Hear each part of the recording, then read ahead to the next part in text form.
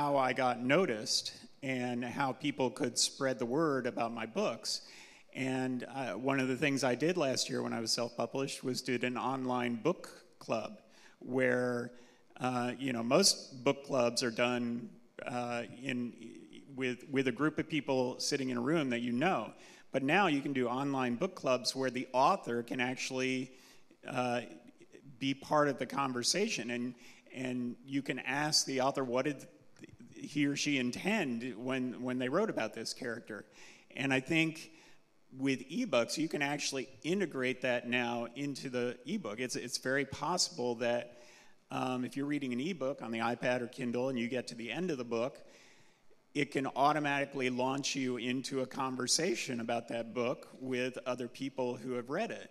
And that kind of collaboration and ability to talk about something that you've just finished and are excited about talking about if it was a great book, really opens the door for keeping people interested in that kind of media. And I think it also is letting authors explore different types of books that really have gone to the wayside with the advent of novels. And so I think short stories could become more popular because you can download them and for nothing or a small price, or include them as a bonus with your book.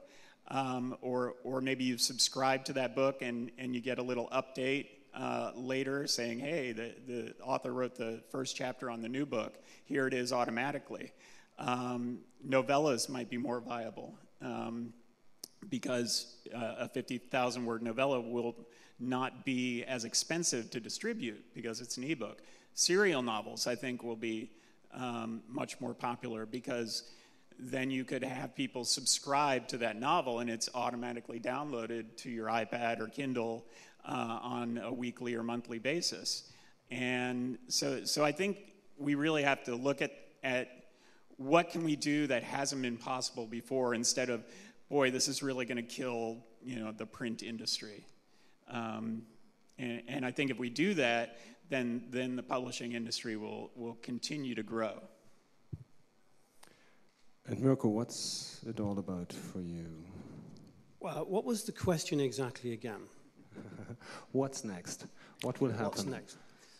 I knew what the question was, but I wanted to ask what it was so that you heard it again. I work for a festival called South by Southwest. It's actually 3 festivals, film, music, and interactive, and it started 25 years ago. Going back probably at least 15 years ago, I used to work in the music business when there still was a music business. When I see how the music business has changed at South by Southwest, it has been decimated, okay? Most of you know that. I would suggest one thing before you leave the Frankfurt Book Show is go and see a little stand that is outside on your way out of the building. I think it's called Last Bus or something like that. Go and talk to those guys and see what they do. They have the ability to track a single track from an artist and to see where it's being copied on ZipShare, torrent streams, whatever.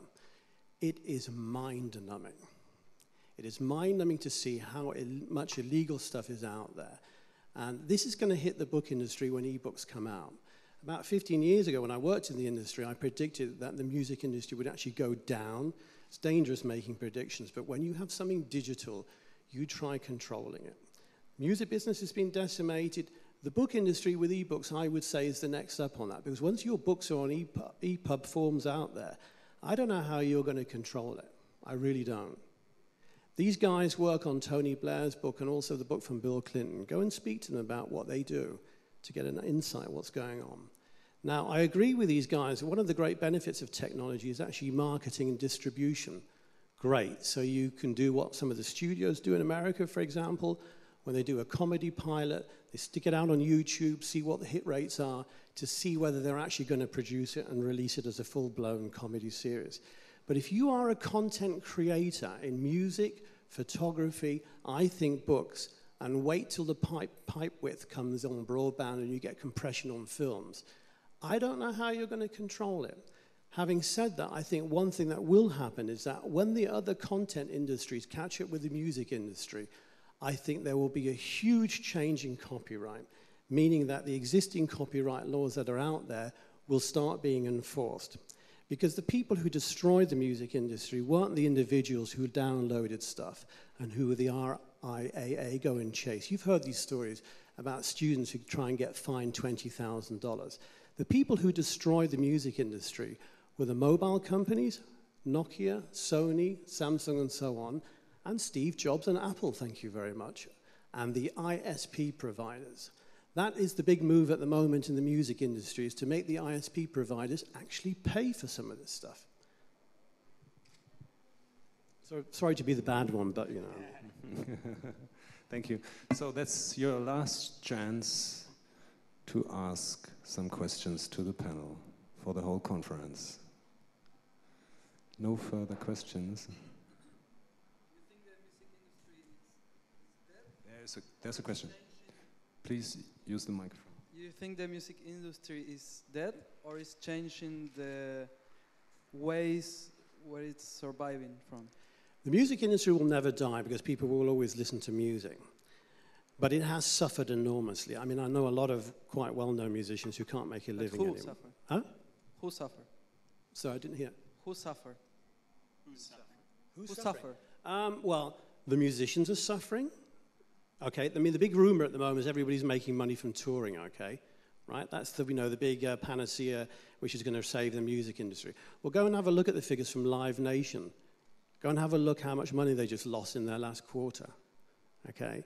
I know a lot of bands who go on tour. Yeah, they make money. But what happens if you're a musician who doesn't go on tour? Yeah. Where are you going to make your money? And this is the thing why I spoke yesterday was on events. Are events going to save authors? Look, yeah, people are going to come out with great new marketing ideas. I do not doubt any of what these guys have said is correct. But if you cannot get people to pay for your content, then you're going to get into a very tricky position. So look, with music, there'll always be music. I mean, at South by Southwest, we've got probably the best music we've had in years. We've got 1,900 groups playing. Fantastic. Groups from Colombia, Iran, whatever. Great music. But talk to the musicians and ask them how much money they're making. And it's really tough. And when I compare it to 15 years ago when I used to work in the music business, it's just a totally different world. It's not even comparable anymore. But that forces also that it's more concerts. More active musicians around. Probably. One point. So the musician has to play live? Or has to go out to... Well, most of the musicians I know who are making a living out of the music industry make it because of their playing live, yeah. Everyone else, I think it's a good thing. Huh? I think it's a good thing. Okay, good. Great. And...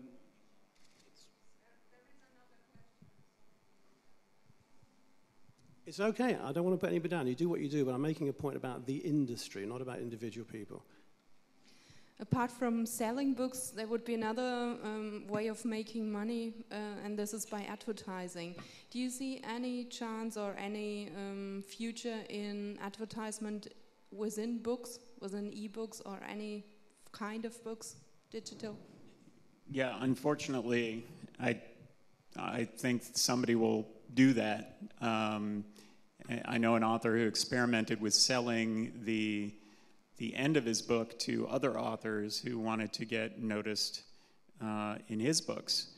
But I think, unfortunately, that advertising seems to be the way everybody wants to support their products, whether it's web pages or movies or TV shows or books or... the question is, how long can that last? Who's going to actually be bringing in money to pay for advertising? Is it all going to be car companies and mobile phone companies that are doing all the advertising? I don't know, because it could end up being a big Ponzi scheme. So if I'm paying somebody to advertise my book and then somebody's paying me to advertise their book, I mean, where does it end? But I think that's very possible in the future. I wouldn't like it.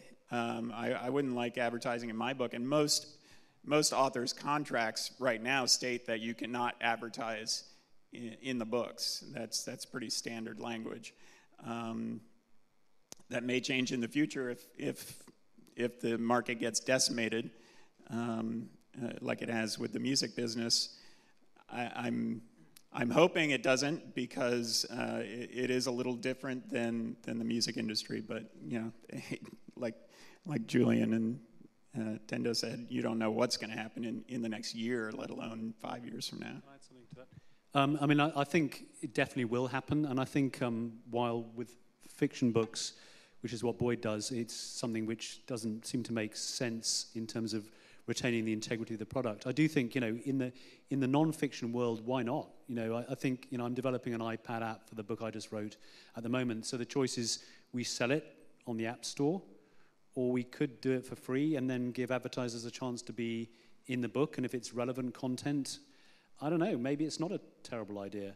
You know, if you've got a book on gardening and there's advertising which is locally, you know, local advertising and relevant to the subject matter, then maybe it's fine, you know. So I don't know. I think the model's changing, and we need to look at all possibilities. And I think, you know, I'm a big cynic about advertising and marketing, but I think it also, again, if you look at the music industry, it used to be that the biggest source of revenue was record sales.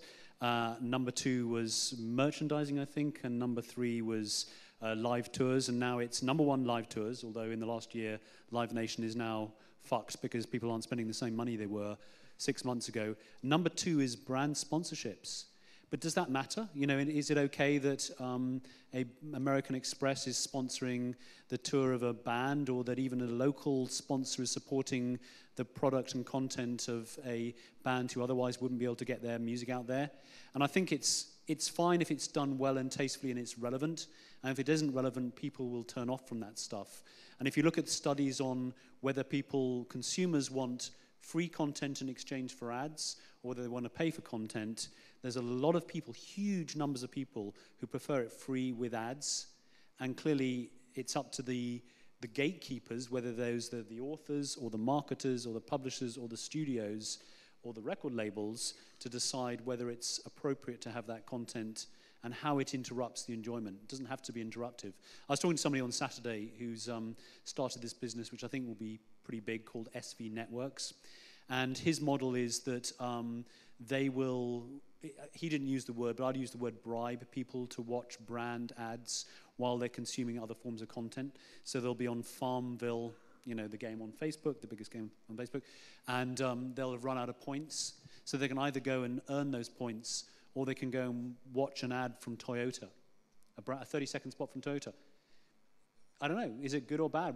What's the right, there's no moral choice on that. It's what people are prepared to do. And if they watch it and they think it's okay, and then they might get something out of it, then maybe that's an okay relationship. So I think the answer is the relationship's changing. There is more choice, and it's up to the content producers, content creators, whether they're authors or musicians or filmmakers, to decide how they want to do their business models. But it's inevitable there'll be ads in books, inevitable.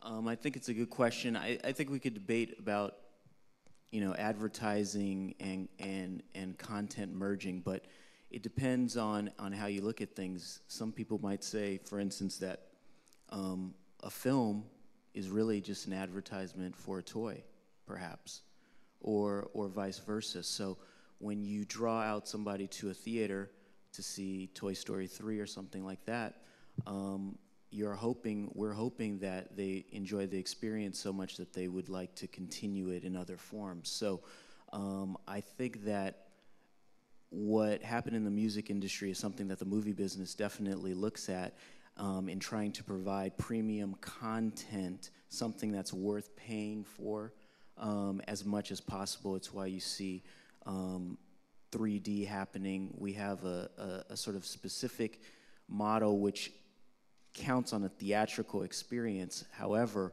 what you want to go and pay to see in a movie theater today is different than what you were willing to pay for 10 years ago. So we have to continue to up the stakes